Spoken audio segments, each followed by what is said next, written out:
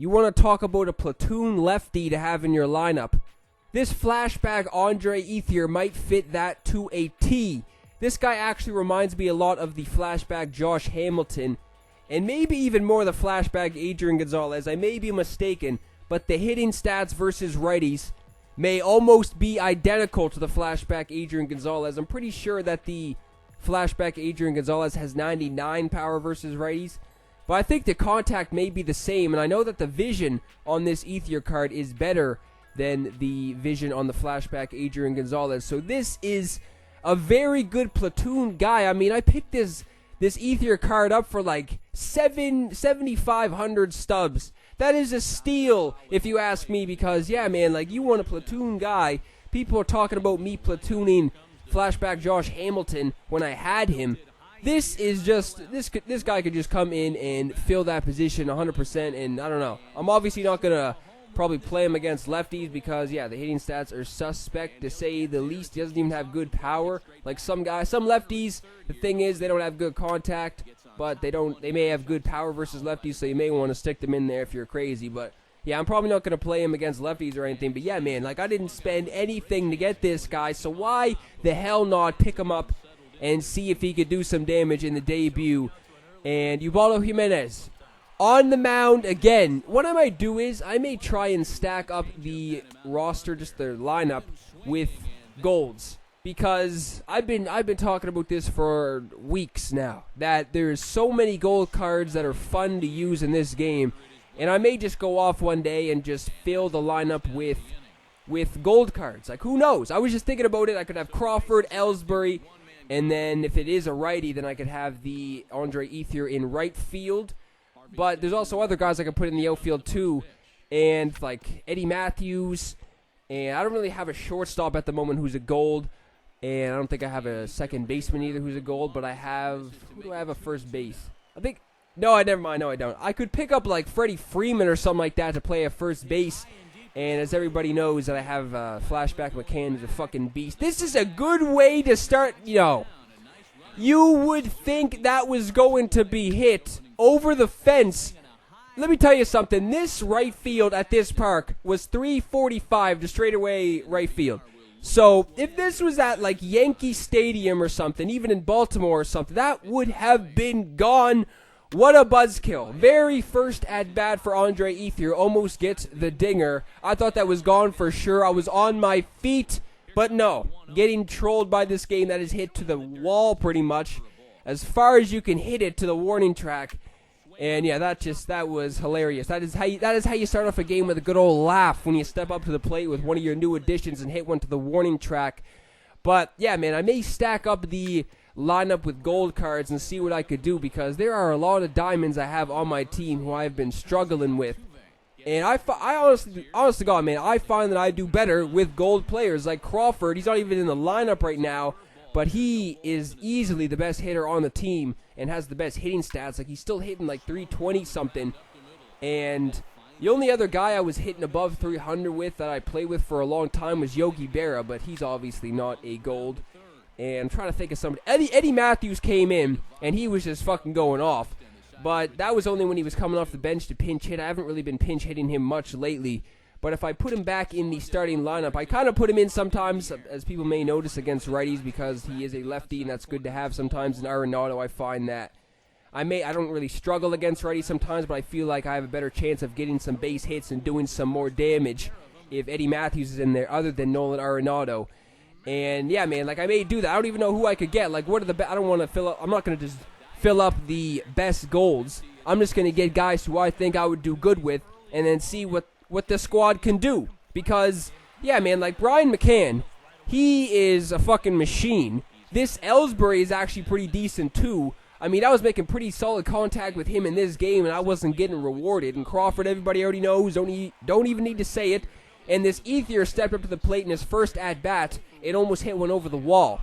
So, in his second at-bat, I'm looking to hit the ball another 2 feet over that right field wall. But I'll take this. I will take this for sure, man. That is a stand-up double to the gap in right center, and I'm cashing in the first run of this game, so I'll take it. I was going for the dinger, man. I was trying to hit dingers. I was hitting square like I've never pounded the square button in my life, trying to send one deep with Ethier, but I'll take that RBI double for sure. And then Pujols, that looked foul 1,000,000%, but apparently that was fair, and I'm able to cash in another run, so now the bats are going to come alive, right? You think the bats would come alive. Ted Williams gets a single up the gut right after Pujols gets the single, and then Brian McCann also makes some pretty decent contact, but that is just a line out to center field. And yeah, man, if you guys want to let me know who I should pick up if I want to fill the team with some golds up, I know Corey Seager will be a name that everybody will mention because everybody loves Corey Seager. That may even be an option, to be honest. I may even do that. I may pick up Corey Seager and put him at short for, you know, if I stack up the lineup with golds. Because think about it. If I put Crawford, Ellsbury, Ethier, Eddie Mathews, even Freddie Freeman, and then fucking Corey Seager, those are all lefties, and Brian McCann, I'd have the whole lineup filled up with lefties, and that wouldn't even be intentional. So if I was facing a righty that day, then I'd probably have a field day at the plate. But if I was facing a lefty, that would probably be like strikeout central, aka like 2-hit game, depending on who it was, obviously. But if it was like Chris Sale or something, that would probably be ugly. So yeah, man, I may do that. And good thing is, too, is that some of these fucking gold cards go for nothing, go for nada in the market. And those are like the best cards, well, not the best cards, but the most fun cards in the whole game, if you ask me. So I'm probably going to do that, not sure when, but I'm probably going to do that soon at least. And this Ellsbury, he's been making good contact, like I said, and he hasn't really been getting rewarded. Like I'm trying to get triples with this guy too, right? Like I really don't want to just go into a game with somebody and just grind out triples. I'm trying to get these legit, and I've already had the prime Ellsbury too a little bit ago, so I'm not really in any rush to get him or anything. If you ask me, I would rather use this gold Ellsbury at the moment because the speed is ridiculous and even the contact is good.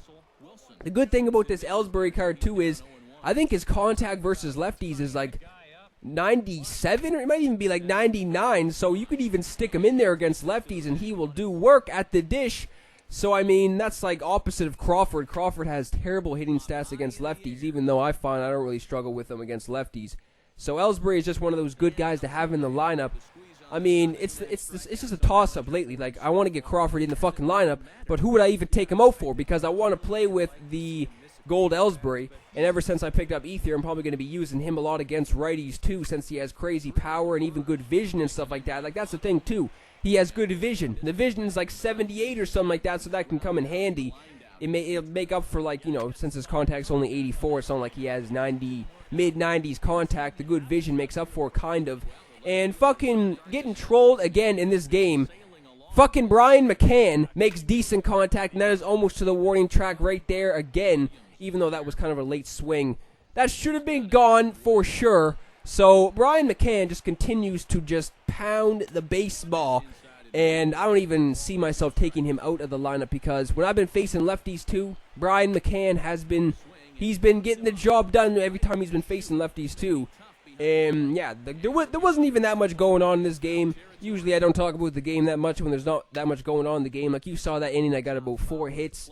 But ever since then, it has been kind of a snooze fest, hasn't it? There hasn't been that much going on in this game. We're now in the bottom of the 7th, and nothing has really even been happening since the, like 3rd or something like that? So, Arenado is one of those guys, too, who just makes good contact almost every single time you every single time you make contact with him, it is good contact, and the game doesn't seem to like Arenado because I can barely, squeeze together some hits with Arenado half the time at the plate. Manny Machado is another one of those guys. Glad I picked him up, man.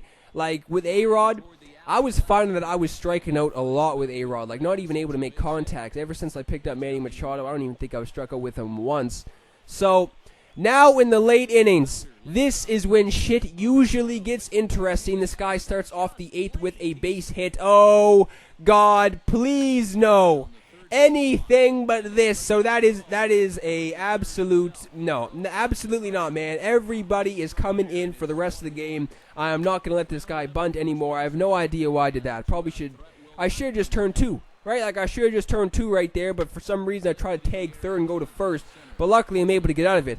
So going into the bottom of the 8th, trying to get some insurance, obviously. Eddie Mathews is teaching this guy what you don't want to do. You never want to get to the ball 1 second before it hits your glove. Never, ever do you want to do that, because this guy didn't get the message. You never want to do that, and this guy cost this guy. As I get the double right there, or was that a triple? I don't know. I'm on third base right now. I don't know if I just was able to advance right there. I'm pretty sure that was a double. I'm not even fucking paying attention in this damn video because there hasn't even been that much going on. But this guy walks Ethier.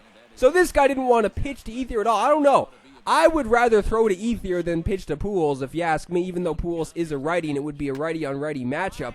But look, it ends up costing this guy again. Pujols comes up with the base hit, the first base hit for the squad in like 5 innings.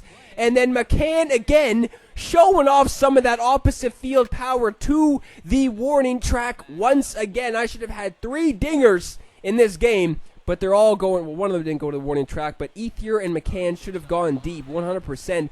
I think the first batter of the game with Ellsbury, I almost hit one to the warning track too, so that was pretty decent contact. Just picked up this Drew Smyly too, coming out of the pen. And this card isn't anything crazy or anything, but I need to get some more lefties coming out of the pen. And Jesus, he doesn't throw heat or anything, but he has some nasty off-speed pitches as he gets this guy strike out the side easily. I mean, this guy I faced wasn't the best, obviously. Like, I don't think this guy was in the CS again because the fucking PCI was looking humongous again against some guys. Got 9 Ks. But if I could pick my opponents, man, I would.